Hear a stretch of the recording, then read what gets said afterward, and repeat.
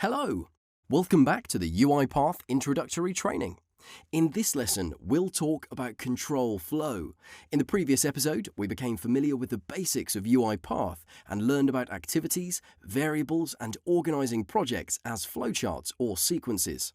If you haven't gained a firm understanding of those basic concepts yet, please make sure you watch the previous training again, because today we'll dive deeper into the mechanics of UiPath, specifically control flow.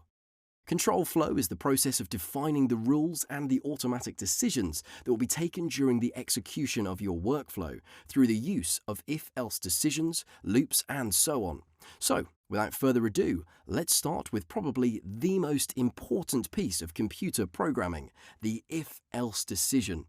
Now, you've heard it briefly mentioned in the previous training, but this time we're going to see it in effect. Actually, we're going to go over the same example twice because the if-else decision is one of the very few activities that has two virtually identical types, one that can be added to flowcharts and the other one for sequences. They may look different, but they work exactly the same by taking one of two different predefined actions depending on a specific condition. Now, that may sound a bit more complicated than it actually is, so let's see a simple example. Let's make a workflow that checks whether or not a certain year is a leap year. Now, it does that by testing if the specific year is a multiple of 4. So, starting with a blank project, we'll first drag in a flowchart, as we learned in the previous trainings. We'll name this one Master Flowchart, and that will help us keep things organized. Then we'll add another flowchart inside it, connect it to the Start node, and double-click to edit. As mentioned before, it's a good idea to name this one too. Let's call it Leap Year. That's it for the setting up part. Now, let's move on to the real automation. First, we need to create a new variable to hold our specific year. In order to do that, go to the Variables pane and create a new variable called Year. Since it will hold a number, let's change the type from string to integer, and also give it a value of 2013 for testing purposes. Now, because we're in a flowchart, we'll drag in a flow decision instead of the if activity. How do we test if a number is a multiple of 4? Now, there are a few options, but the easiest method is through the modulus operator. It works by returning the remainder of a division operation. In case you forgot that piece of math, the remainder is the number which is left over after dividing one integer by another. So, to see if a number is a multiple of 4, we can look at the remainder. If it's 0, the number is a multiple of 4, which means the year is a leap one. Back to our flowchart.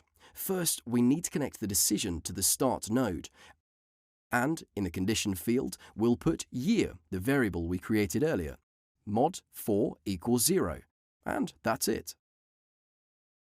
Now, add a new message box activity by dragging it from the left pane. Then connect it to the decision node. Since this is the situation when the year is a multiple of 4, we'll just say this is a leap year. Now, drag another message box, but this time don't drop it yet. Instead, hover over the decision box and drop the activity on this bluish arrow. Now, that means it will automatically connect here. In this case, we'll display a different message. This one isn't. So, let's review what we have done. The automation begins at our Start node and then goes to the decision box. Here, if the year variable that we defined earlier is a multiple of 4, this message box is displayed on the screen. And if it's not, we will see the other box. When we run, we see the year, 2013, is not a leap year. But 2016 is one. Since we don't want to change the value of this variable manually every time, we'll just add an input dialog activity by dragging it on this wire, under the Start node and above the decision. This is what the input dialog activity does. It provides an empty field where we can type a message. Now, we can customize its properties here. For starters, we'll change the label to "Please enter year" between quotation marks. All text strings must be placed in quotation marks. What the input field does is to take the value typed by a user and output it as a variable. Now, we've already defined the variable, so we'll just put its name here, or just the first few letters, as the rest of the name auto-completes. Now, even at the very beginning, The value of the year variable was 2016. After the input dialog, its new value changes to whatever we type in the input dialog box. So, if we enter the year 2015, we'll see that it isn't a leap year. And this one is. Great. And finally, let's give these some meaningful names.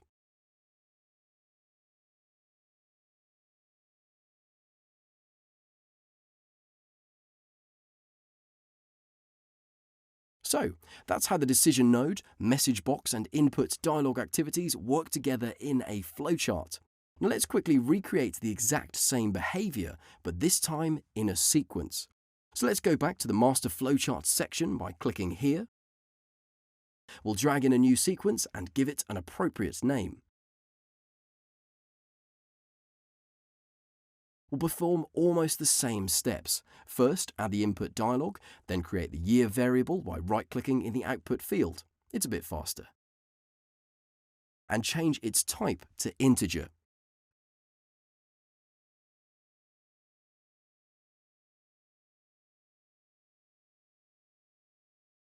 Unlike before, this time drag in an if block and drop it in the sequence.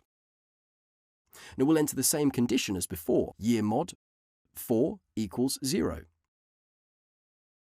Also, add a couple of message boxes for the true and false situations, and type the same messages as before.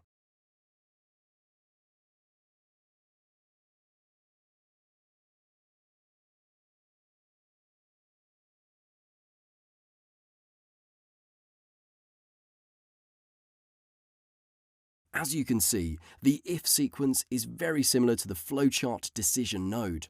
The notable difference is that the if action is more suitable for small pieces of automation, because there's only so much you can fit in the tiny then and else boxes. Although technically, you could drop in a container, like a flowchart or sequence, and have a whole process in there. But the decision node is more suitable for this kind of high-level decisions, business choices, and so on. Don't worry, as you'll start to get a feel for the subtle difference between the two once you start automating more complex projects. Now that was all for today. See you next time.